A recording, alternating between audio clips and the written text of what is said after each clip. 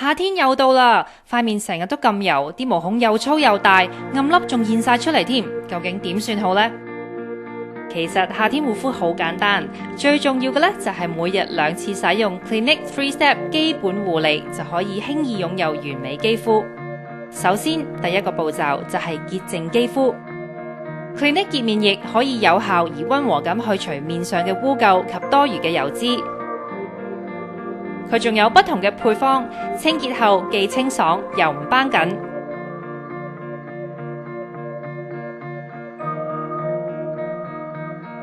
跟住就到第2個步驟啦，清理皮層。清理皮層係 Clinique 獨有嘅護膚程序，佢能夠有效去除死皮，幫助肌膚自然更生，令到皮膚更細緻。只要每日早晚2次用潔膚水，以棉花球輕輕一抹，就可以清理面上面嘅表面死皮，毛孔不但收細咗，連油脂、暗粒都減少埋。睇下抹完之後嘅棉花灰灰黑黑，就知道死皮全部抹走晒，好有效。最後第3個步驟就係滋潤肌膚。清理皮層之後，肌膚就可以更有效咁吸收護膚品，成日保持水油平衡嘅狀態。每日早晚3個簡單步驟，好容易皮膚就會變得更靚、更健康㗎喇。Clinique 3-Step 令你輕易擁有完美肌膚。Clinique 通過過敏性測試，100%不含香料。水油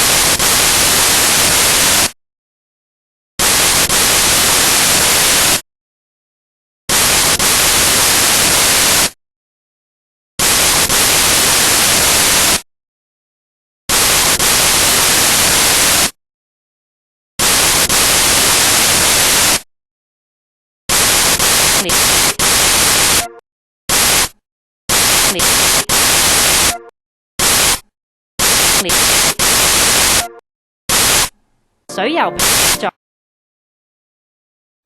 水油作水油作水油作水油作